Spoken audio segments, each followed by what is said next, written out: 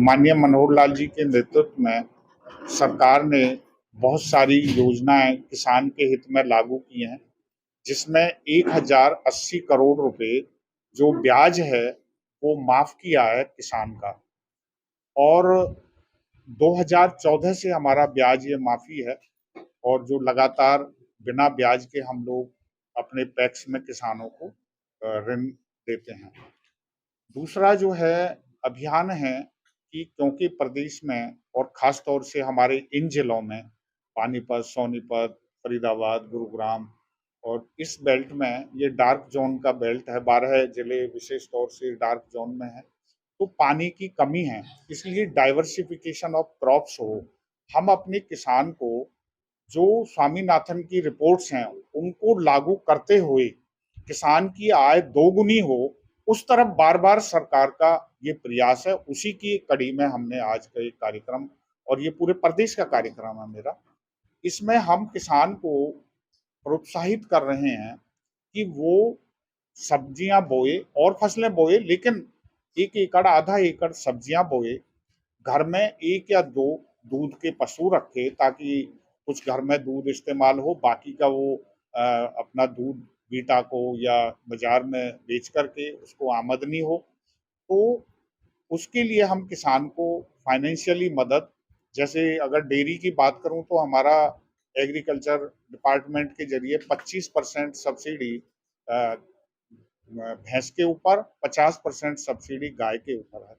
उसके अलावा हमारा सहकारी बैंक सीधे तौर पर, मतलब टैक्स का नहीं, सीधे तौर पर किसान को 50-50 किसान हम देंगे महिला के नाम से, उनकी धर्मपत्नी हो वो भी किसान है हमारे लिए, और उनके छोटे छोटे समूह बनाकर, उसका नाम है जॉइंट लायबिलिटी ग्रुप।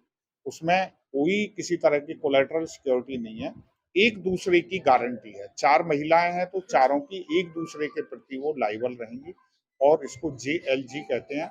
और सेल्फ हेल्प ग्रुप में भी हमने पैसा दिया है पूरे हरियाणा में, और हम इस JLG के तहत 50-50 हजार रुपए सभी महिलाओं को, वो अपना दूध का काम बढ़ाएं, वो अपना कोई और कुछ काम करना चाहती हैं तो वो करें। और उसके अलावा किसान जो है सब्जियां बोए, एक 50,000 रुपए की जो ये ऋण की सुविधा है, ये किसान के लिए, फल सब्जी वाले के लिए तो एक पर्याप्त सी है, और 50,000 लेकर के वो सब्जियां बोए, व्यवस्था करे, तो इन सब से किसान की आमदनी बढ़ेगी।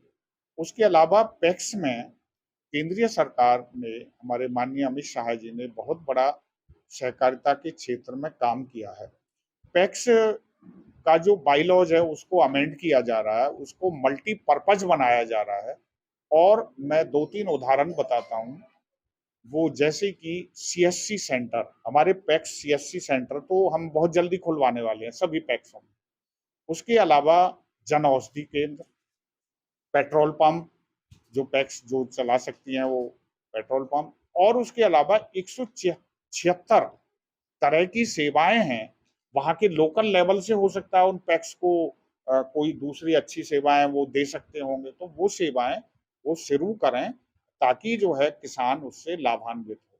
इस अभियान को लेकर के माननीय हमारे मुख्यमंत्री मनोहर लाल जी बहुत जल्दी, हम किसानों का एक सम्मेलन भी हरियाणा में करने वाले हैं आगामी समय में। हमने माननीय मुख्यमंत्री जी से समय मांगा है, उसके लिए पूरे प्रदेश में हम किसानों के बीच जा रहे हैं ताकि किसान डाइवर्सिफिकेशन ऑफ क्रॉप्स करे, सब्जियों की तरफ आए, पशुपालन की तरफ आए तो दूध का काम बढ़ेगा, और फसलों का विविधीकरण होगा तो निश्चित तौर पर पानी की बचत होगी।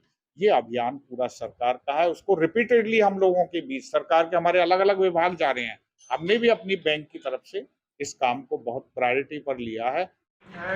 कागजी, एक है एक्चुअल। अब जो रिकवरी हमारी एक्चुअल रिकवरी है, वो रिकवरी कागजी थी, वो ना पैसा एक बैंक को आया, ना पैसा एक बैंक जो है किसी तरह मिला, और वो केवल कागज। उन सब की इंक्वायरियाँ जारी हैं, और जो ही जांच में कोई नाम आएगा दोषी लोगों के खिलाफ सख्त से सख्त कार्रवाई की जा रही है और की जाएगी। भारतीय जनता पार्टी के समय फ्रॉड के आए, मेरे बैंकों में फ्रॉड है, मानते हैं, लोग करते रहते हैं, लेकिन अब उनको अंकुश लगाने का काम भी हमारी सरकार ने किया। अब कोई भी फ्रॉडी, कोई भी जो ये धोखाधड़ी करते हैं बच नहीं पाते। हुए हैं करोड़ों रुपए उन्होंने फर्जी तरीके से अपनी जेबों में डाल लिए, किसानों के नाम दिखाए, उनके नाम खंगाले गए, तो उनका नाम, कुछ लोग तो मर भी चुके हैं, कुछ लोग तो बता रहे हैं कि पैदा ही नहीं उनका कुछ नाम। कोऑपरेटिव को हरियाणा में डाउन करने का समय आ गया। चुनी हुई जो संस्थाएं थी उनको पीछे कर दिया और उन्होंने ब्यूरोक्रेसी को आगे कर दिया, इसलिए कोऑपरेटिव की ये दशा हुई है। कोऑपरेटिव की दशा इसलिए हुई है, फ्री जो है लोन माफ़ी देकर, ये देकर बैंकों का उन्होंने पूरी तरह से उसको खराब करने का काम किया।